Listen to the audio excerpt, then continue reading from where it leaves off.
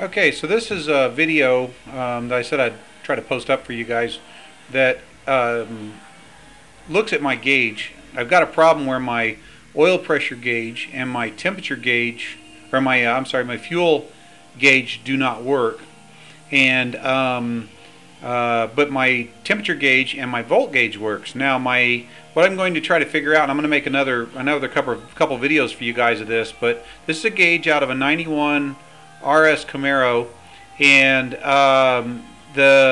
somebody hacked on the wiring underneath the dash, and I'm trying to get it back to normal. Now this tachometer doesn't work either.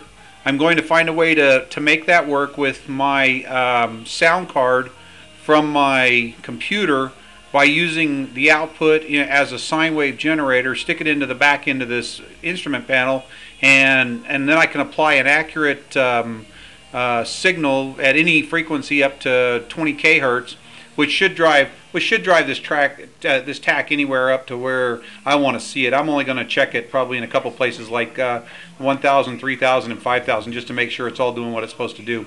So that'll be a video to follow. But right now I'm just trying to find out if my cluster is working good, my gauge cluster is working good, or I have a problem in my wiring in my car. I thought I found my ground problem. I hooked up the ground. The gauges still don't work. Something's not right. So what I'm going to do here is I'm going to check out the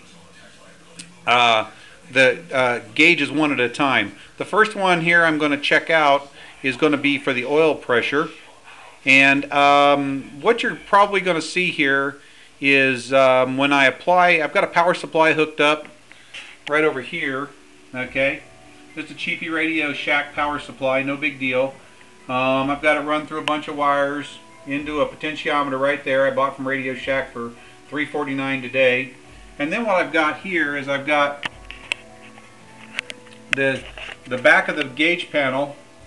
Okay, try to do this backwards from a monitor, a computer. So, being the geek I am, I had to figure out how to do this. But what I did was I hooked this up so that I could run this and check it. What I may end up finding out is that I may need somebody that's got some 3D printer skill to make me a couple plugs like this, and I'll be glad to buy them if you'll make them for me, or for the sake of research and troubleshooting these things, make it and just send it to me, and I'll make it into a harness so that this could be turned into basically a breakout box, and you could check you could check all the gauges at one time. Just plug them in, turn the power on, do 3 or 4 pots, and check all your gauges, and you're done. So anyway, so that's where I'm at. This is how I got it hooked up. I've got all the wires going over here, like I said, to the pot, and then from there it goes over to the power supply. Okay, so here we go. I'm gonna turn on the power supply. Okay, and when I turn on the power supply, I want you to watch the gauge, the two gauges I'm interested in, the fuel gauge and the oil pressure gauge. So here I go. I'm going to turn on the power supply. Watch the oil pressure gauge here. Okay. Now with the pot wide open, it pegs the gauge out, which tells me that the power going to the gauge is good. So what it tells me is the gauge is good. Now, just to check out the sweep of the gauge and make sure it's doing what it's supposed to do, here's what I'm going to do. I'm going to turn the pot slowly until this thing starts to come back to me. Okay, it's pretty much at the other end, so I'm going to probably have to run up on it here pretty quick. There it is.